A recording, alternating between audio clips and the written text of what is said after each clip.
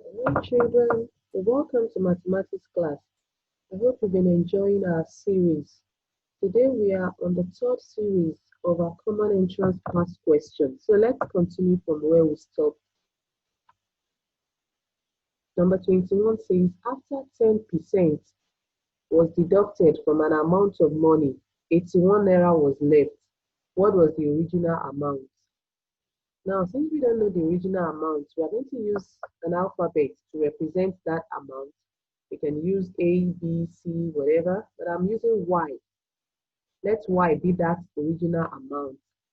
10%, 10% means 10 over 100 of a particular money, a particular thing. So 10% is 10 over 100.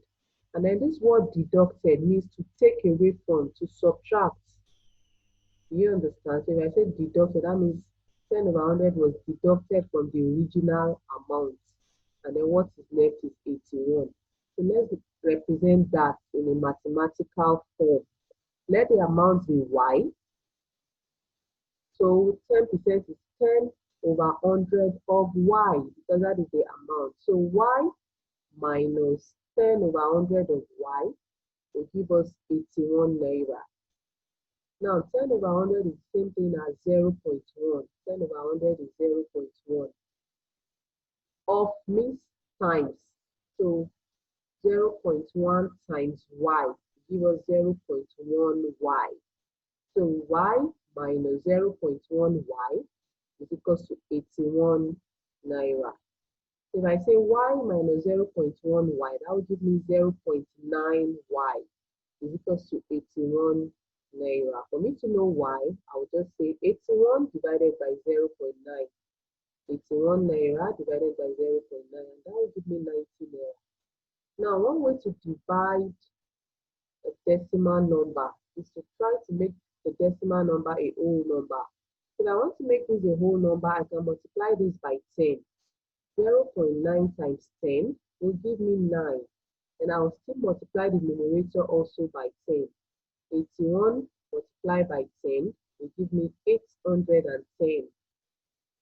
So I would say 810 divided by 9, and that will give me 90 naira. Don't forget, the same number you multiply the denominator by is what you multiply the numerator by. So I'll multiply 0.9 by 10 to give me 9. So I will say 81 times 10 to give me 810. Now 810 divided by 9 will give me 90 naira. So that is one way to divide the decimal number. Okay, now let's confirm if this answer is correct. If we are saying the amount is 90 naira, what is 10% of 90 naira? That is 9 naira. Now, 90 minus 9 is 81 naira, so that means this is correct. Okay, the next question says the length of a rectangle is 35 centimeters, while the breadth is 12 centimeters. Find the area of the shape. First of all, you need to know the area of a rectangle. Area of a rectangle is length times breadth. Length times breadth. Since the length is 35 and the breadth is 12, I would say 35 times 12, and that is 420 centimeters square. Another way to do this, I can say 35 times 10, that is 350. 35 times 2, that's 70. 350 plus 70 will give me 420. Do you understand that? Okay, the next question says an athlete ran a 2,100 meters crescent and a road that is 900 meters to and fro. What distance did he cover in kilometers? Take note of this, in kilometers. So what I'm going to do is I'm going to add all the distance I have. I have 2,100, I have 900. So my total distance will be 2,100 plus 900 meters. And that is 3,000 meters. But remember, the question says, what is your distance in kilometers? So that means I'm going to change this to kilometer. How do I do that? I know that 1,000 meters is equal to 1 kilometer. So I will divide 3,000 by 1,000, and that will give me 3 kilometers. Do you understand that? So my total distance covered in kilometer is 3 kilometers. This question says the figure below is a or an dash triangle. What kind of triangle is this? When you see this symbol on the three sides, it's trying to tell you that these three sides are equal. If it's only on two sides, it's telling you that those two sides are equal. So for this is telling us that this triangle has three equal sides. The triangle with three equal sides is called equilateral triangle. So this is an equilateral triangle. This question says express 12 as a ratio of 27. Express 12 as a ratio of 27. That means 12 ratio 27. Remember, in ratio, you need to reduce the number to the lowest possible number. So if I look at 12 and 27, a number can still divide both. So what would I do? I will divide it further. So I can divide both numbers by 3. If I say 12 divided by 3, that is 4. 27 divided by 3, that is 9. Now look at 4 and 9. Can this number be divided further? No. There is no number that can divide both numbers. So I'll leave it this way. This is the lowest number possible. So 12 as a ratio of 27 is 4 ratio 9. Okay, let's look at this. I think of a number, triple it. Triple means times 3. You get double times 2, triple times 4. And add 6, and the answer is 45. What is the number? Okay, so for this, I don't know the number. I'm going to represent the number with an alphabet. Let the number be y. So triple is multiply y by 3. That's 3 times y. That will give you 3y. And add 6 plus 6. The answer is 45, is equals to 45. Okay, now I've changed my sentence into a mathematical form. Now let me solve by looking for y. I want to look for y. So this 6, I'm going to take it to this other side. This is a positive 6 plus 6, but because it's crossing the equality sign, it becomes negative 6 minus 6. So this will be 3y is equals to 45 minus 6. 3y is equals to 39. Now to look for y, I will say 39 divided by 3. 39 divided by 3 is 13. That means my y is 13. Now let's confirm if this is correct. If my y is 13, if I want to triple this number, I'll say 13 times 3. And that is 39. Now 39 plus 6 is what? 39 plus 6 is 45. So that means this number is correct. Do you understand that? Beautiful.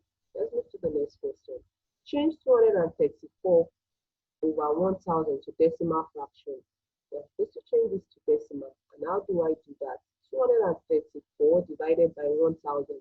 If I'm dividing by a number that is a multiple of 10, I'm going to move my decimal number by the number of zeros I have. So for this is 1000, I have 3 zeros. And you know that in a whole number, the decimal point is at the back of the last number. Because this 234 is the same thing as saying 234.0. But because it's a whole number, I can just forget about the 0. But for this question, I need that decimal number. So this is 234.0. My decimal point is at the back of 4. So I'm going to move it 3 places to the left. 3 places to the left. So 1, 2, 3. And that is 0.234. Let's do that again. 1, 2, 3. 0.234. So this is the decimal fraction for 234 over 1000. Is that taken? Good. Now the next question says 837 divided by 1000. The same thing we did with the last question. I'm going to move this, my decimal point, 3 places to the left. So I'm moving it, my decimal point is at the back of 7. So 1, 2, 3, 0.837. Again, 1, 2, 3, 0.837. So this is the decimal number for 837 over 1000. The next question says, calculate the area of the figure below. Now, first of all, you must know what this figure is. This is a parallelogram. So these are parallel lines. You can see that opposite parallel lines. So this is a parallelogram. The area of a parallelogram is base times height. This is the base, the breadth, 10 centimeter, and the well it is 7 centimeters. So the area of a parallelogram is 7 times 10, which is 70 centimeters square. Remember, your area must always be in square, 70 centimeter square. The next question says, add 1101 base 3 plus 1211 base 3. Now, take note that when you're adding in base 3, your answer would always be in 0, 1, and 2. You can have 3, you can have 4, you can have 5, because it's in base 3. So what do I do when I add and I have 3 or more than 3? So what I will do is to divide whatever my answer is by 3. Whatever my answer is, I'll move it to the next number, then I will write down the remainder. This is what I mean. Let's add. If I say 1 plus 1 is 2, it's not up to 3, so I can write my 2 down. 0 plus 1 is 1. No problem, I can write my 1. 1 plus 2 is 3. So I can't write 3 because I'm adding in base 3. So what would I do? 3 divided by 3 is 1, isn't it? 1 remainder 0. So I'm going to write down my remainder 0. Yeah. And then I'll take that 1 to the next number. 1 plus 1 is 2 plus another 1, 3. I'll still divide my 3 by 3. That is 1, remainder 0. I'll write down my 0, and I take 1 to the next number. Because there is no next number, I'll just write my 1 here. So this is my answer, 10012 in base 3. So this also applies to adding in other bases. I'm adding in base 5, and I've added my numbers. Once my number is 5 or more than 5, I will divide my answer by that base, maybe 5.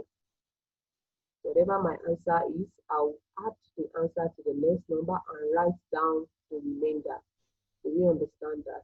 So that is how to add in base 3. Okay, so we'll come to the end of this particular series. So I'll see you in the next class. Bye.